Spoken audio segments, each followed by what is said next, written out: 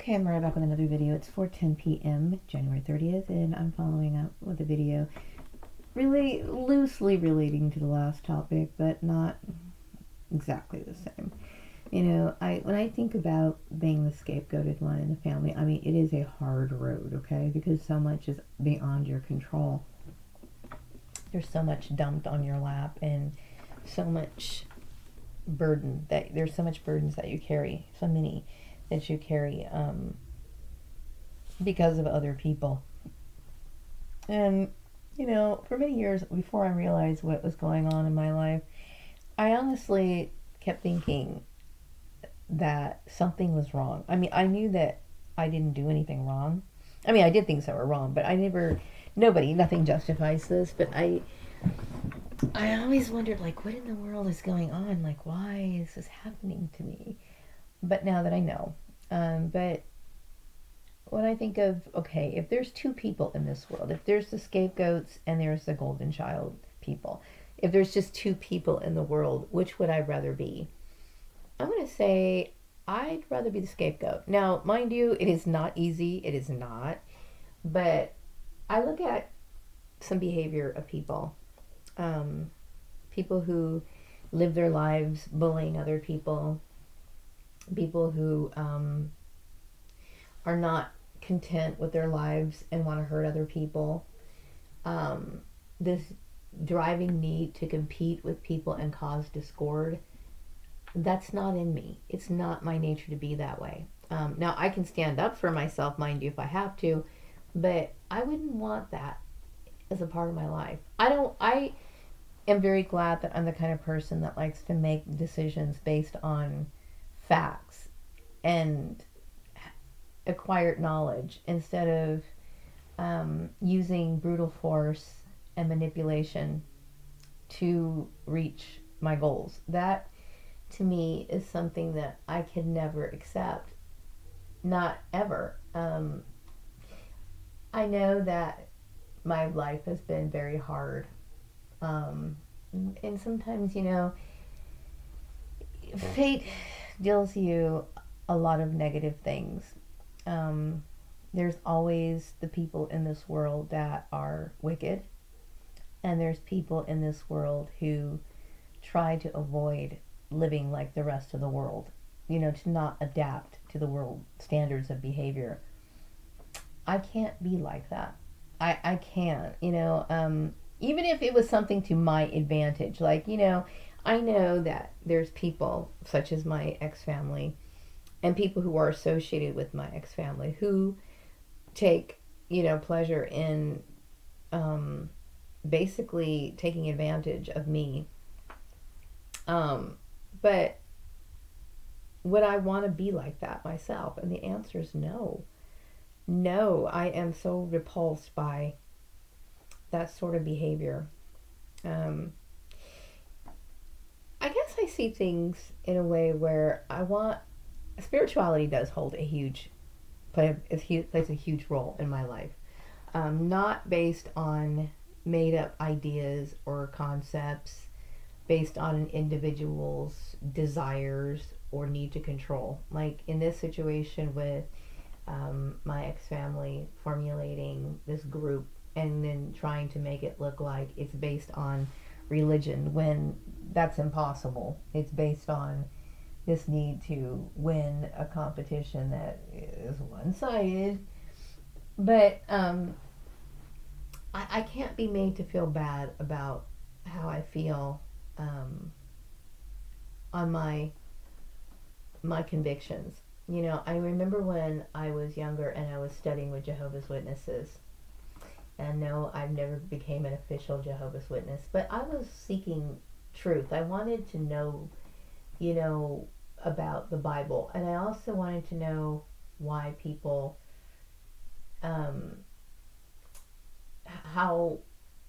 why people did certain things based on their religious views. And it always had to have some sort of strong foundation and meaning. And I remember one year it was Halloween rolled around, right?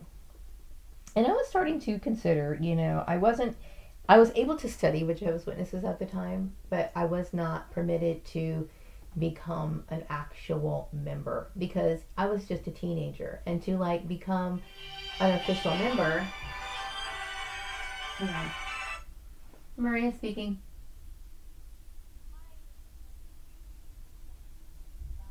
Hi. No, I think you have the wrong number. That's okay. Bye bye. Um, yeah, wrong number. Anyway, so I was invited to my mom said that I was able to study with Jehovah's Witnesses, but I couldn't become an official member, which makes sense, okay? Because if you are a young girl or young person in general, you're too young to make any decision. Just like a young girl shouldn't get married at a certain age, okay? You certainly should not be in a position to make a dedication to God, at that young age, because you could grow and change your mind or do something different. But I kept thinking, well, I think this path might be what I wanted, and so Halloween rolled around, and my mom wanted me to pass out Halloween candy. Now at the time, I felt conflicted about this because I kept thinking, what if Halloween is it is a pagan holiday. It is, and I understand that it is. But just like many other people, they paganism has become such a huge part of our everyday society and what we do in life. Like, for example, the days of the week are based on pagan days. Okay, they're based on paganism. Even wedding rings are based on paganism. The only reason why Christians accept wearing wedding rings, is because they do see some sort of benefit in it. Like, for example, if a woman is walking down the street and a man's looking at her, he can tell that she's already taken because she's wearing a wedding band. So they see that there's a practical use for it, so they accept it. Okay, but anyway, but I want my religious views or my spiritual views to be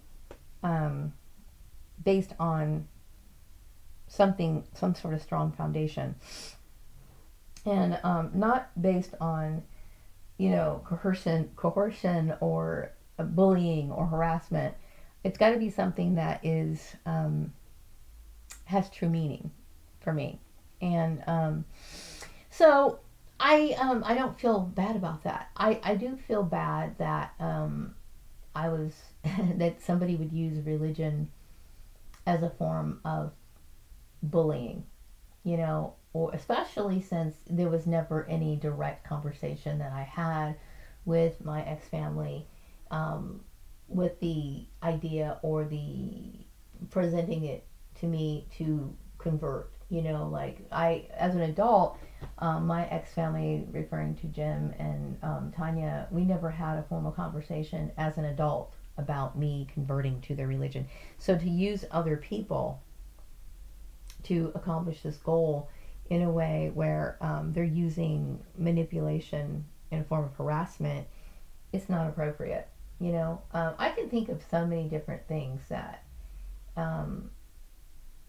the tactics that I don't agree with, and why I would not do that myself. So no, I don't feel this. I don't feel like even though I know life can be very difficult, I don't look at these people like I want to model my life after them. I know that maybe if I was to convert to their cult, that maybe life would be easier for me. But I care about like what would happen in the afterlife. I care about those things. And I care about those things. I have cared about them for many, many years. So yes, um, earthly desires and things like that probably would be fulfilled. Mind you, at this point in my life, I don't really have any strong earthly desires. I really don't. Basically, I have enough things. I mean, sure, if somebody said, "Hey, buy a house," but I already have, my son's already grown and all that stuff. You know what I mean? I don't have that need to have a backyard, a house, a backyard, extra playroom. I don't need that sort of stuff. Okay, but I know that sometimes when people formulate these sort of groups, there's certain benefits and perks that are available. It's like this network of people who bound together and get certain favors from one another. They get like the highest paying jobs, and they get all these quote unquote blessings. To me, they're not blessings. They are manipulated by man, and they are, and I believe that it's wrong. Okay, it could be something simple if I was just to say, okay, I'll go ahead and do that, right, and convert to this way of thinking, but it wouldn't be right for me. It's not right for me. Okay, it's not right for me, and I won't do it. I think he wanted me to propagate his ideology based on what he believes or whatever. If that was his true intent, which I suspect that it is, and this goes on a lot. It's not just psychic intuition that I'm understanding all this. It's just that this sort of stuff happens in cause stalking and gang stalking so many times that I can kind of figure it out. Like, for example, if there's a person such as myself who have certain gifts, okay, spiritual gifts, a lot of times there's pressure from outside sources to join forces with their religious groups because you possess a skill or a gift that they don't. And so there's a lot of pressure on you for that. But I do believe that my spiritual gift has to stay like pure and sincere. Like, let's just say, for example, my ex-brother-in-law like was trying to force me, like he took actual steps to force me, such as what he's doing now, but like he was in my face. Okay, he had me like bound to a wall or something and was trying to force me to provide certain things. It would not work, because I believe that my gifts come from like this true feeling of love and concern for mankind when it's appropriate. It's not something that can be forced or manipulated. You see what I'm saying? So I don't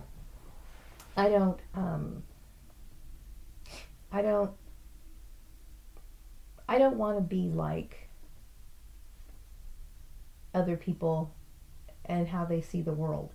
I know the Bible talks about, not becoming a part of the world. We are in it, okay? We have to be in it. We have to do things. We have to, we gotta go to work. We gotta, pay our bills. We have to do things that this system, the things that belong to this system. Things of this system means everything that's outside of ourselves, like that contribute to, like, for example, the functions of the world, like, taxes and stuff like that. These are things that belong on the earth. They're not of the heavenly origins. They're not, heavenly origins. So we have to do that, but we don't have to like internalize it. We don't have to make it like it's our entire life. Now, I would say work was important to me, not because I worshipped work, okay, but I felt energized by it because it was my activity. Not just my way of making money, but it was my activity. It was something that I thoroughly enjoyed, okay? But if somebody's going to sit here and say, well, we'll give you this if you do this, I don't want that. I don't want that, It's unfortunate that my family did this, and it's unfortunate that somebody would put that kind of unscriptural pressure on a person to do that. And I know that what they see is they see the monetary benefits that are given to them, like for that. Like I mentioned before, I worked for a woman one time. Oh, I didn't work for her specifically, but she was my boss. And she was basically saying that she was a lot like me in this situation, okay? She'd been in accounting for a while. And she didn't have like a bachelor's degree or anything. But she basically said that, she was like a Christian and she was given all these opportunities because of her, but it really wasn't. It was somebody giving her that because she was a part of an organization where people felt partial to her. Now, there's nothing wrong with Christianity, but I think some people abuse their Christianity, and there's a lot of what I call this, and I'm not saying she's a bad person, I'm not, okay, I'm just saying is, that's not my path, you know what I mean, and I would prefer to keep my spirituality and work separate, like it should be, based on the law, and I feel, as though my family, like for example, I know my ex-sister Lisa doesn't really have a spiritual bone in her body, but what appeals to her is belonging to a predominant group that has power, and like I said, if something was to happen to you, like if you were to get hit by a car, or Armageddon came or something happened, do you honestly believe that you're going to be able to face your maker and say, hey, I'm going through those pearly gates? Are you really going to be able to say that? I know people will convince themselves of that, and then some people think, well, I can live this life and I can do all kinds of malicious things, and when it's time for me to be on my deathbed, then I'll confess that I'm sorry, and it's like, well, I want my relationship to be sincere. If I'm foolish, then I'm foolish. You know what I mean? But still, I can't be things that I'm not. And I can't be malicious to people. I can't sit here and compete with other people. If I knew somebody who was like living next door to me, for example, if I had an next door neighbor who had the same kind of career aspirations that I did, I wouldn't do anything to stomp her out. I would not do that. Now, some people, that's the first thing that they would do. They would do things. They might make phone calls and say, hey, this particular person, I don't know, make a person's name, Frida, she's going out, she's looking for work. Hey, don't give her a job, because I want to be number one. That would never occur to me to do that. It would never occur to me to do that. Even if she and I were applying for the same job, then I would probably have to study up at night. And, whatever, if we were taking a test, or I would probably study up at night and try to get more information on it. So when I took the test, I would get that job. But it's not for me. My mind is to squash her out. It's because I need that job. So I don't have it in me to be like cutthroat. I don't have that. But I will say, if somebody is hurting me, I do have the ability to stand up for myself, which I know that in the past when people have messed with me at work because of these people, I have had the ability to stand up for myself and intimidate people if I have to. But it's not something I like to do. You know what I mean? I like to be a very peaceful person, and that's just how it is. I know that we live in a world where bullying is just second nature to people. Like, it doesn't they don't even realize they're bullying. Like, I had to make a video to tell people, what you're doing is bullying people. What you're doing is breaking the law. I have to tell people this sort of stuff because there's a lot of animalistic behavior out there that comes like naturally to people. Like, it's just in their nature to be like, cutthroat and evil to people. And I know that my family has a large influence on the environment, in the environments that I've been in. And, I can't love people. I can't be forced to love people that have basically abused me. And it's impossible to do that. It's impossible to do that.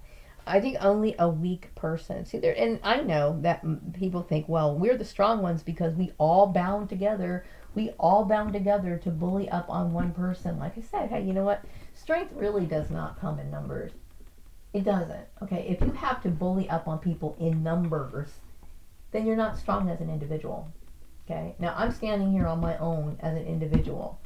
I have literally, had to deal with things on my own, stand up for myself, state my position. Okay, on my own.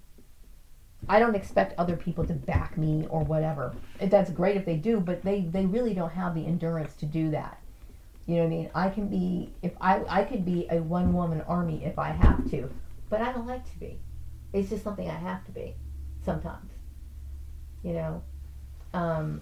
I do resent the fact that, my ex-brother-in-law came into town, followed me, and basically dumped all his insecurities on me. But that's the role of the scapegoat.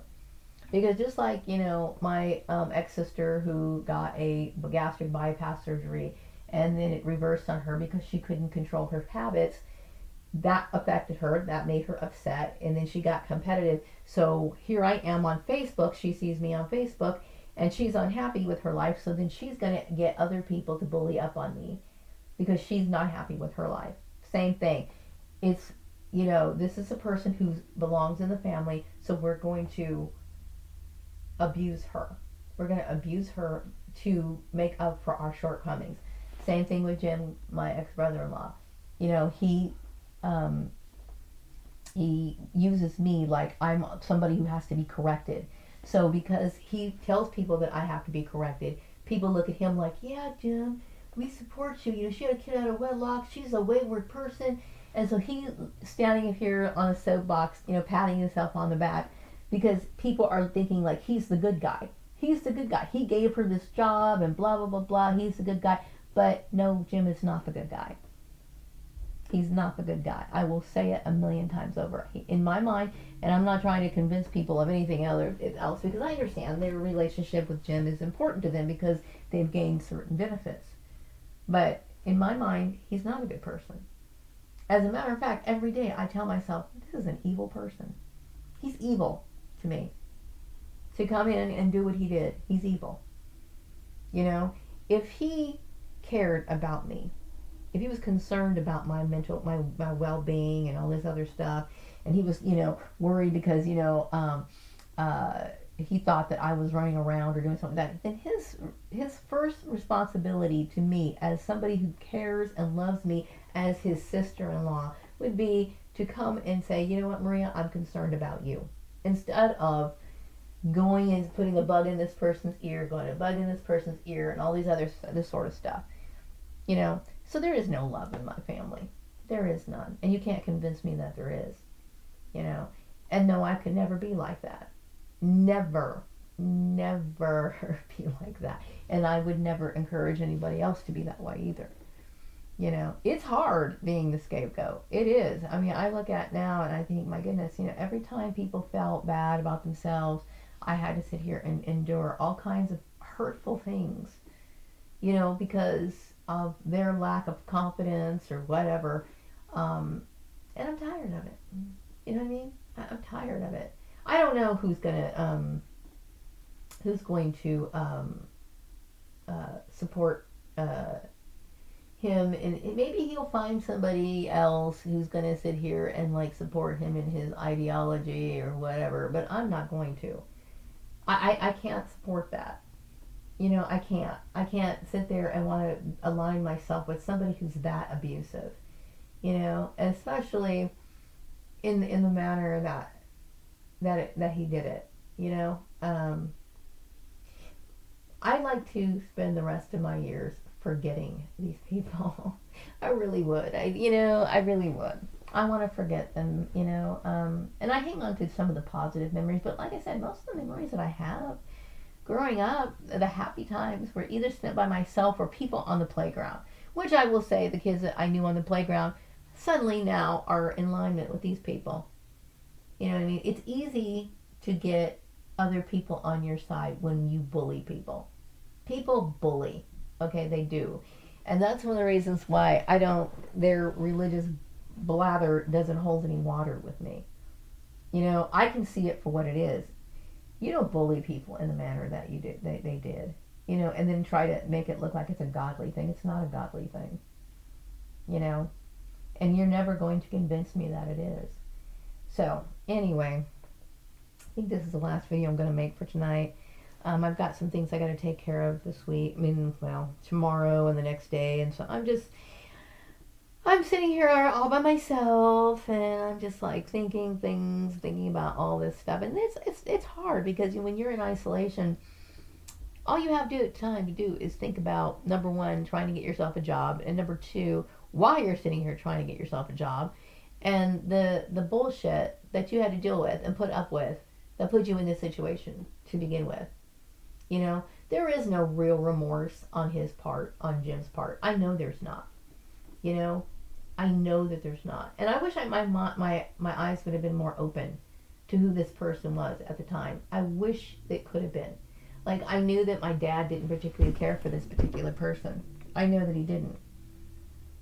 But I just kept thinking, well, maybe my dad's holding it against him because he's a white dude. And, maybe that was what it is. And I knew that he was kind of cheap and, he kind of bullied my sister or whatever. I just thought he was rude. I never got really deeply into their business. I never did. I just because that was her husband and I just didn't pay much attention. I had other things to do. I was working as a young adult or whatever. I didn't really pay attention. But now that I think about it, it's this man does not like me. He does not like me. And I do believe it has something to do with me studying, this was when I was younger. He took it as a slight. This is why I think that him coming into an already narcissistic family became explosive. my family was already narcissistic. My brother, ex-brother Rashawn, I remember him doing things where he felt like he was, he thought it was okay to bully me a lot of times. I think my ex-sister Tanya is one of those, I mean, what do you call it? She's more of a covert bully. She likes to ask people certain things and then work behind the scenes. I don't ever recall her bullying me out front, out in the open, like overtly. She's never done it that way. She does it through other people. But whatever the case is, they are all, in my opinion, they're bad people. I will never be convinced of any other way. They are bad people. And the thing is, in society, it's so normal. They normalize this sort of behavior. It's bad. It's bad behavior. It's bad behavior to throw your family members under the bus. It's bad behavior to sit here and cause, this sort of chaos and grief in somebody's workplace, and then manipulate their employment, and then try to dictate what this person does for a living. It's wrong. It's wrong. And I just think, my goodness, it's like, and they don't think anything's wrong with it. I had a child to raise, for God's sake, when I was going through all this. And thank goodness, I'm done raising my son. I am so glad for that I got to that point. And then I just have to worry about myself at this point. But still, I mean, they made it hell. They made it hell for me to raise him.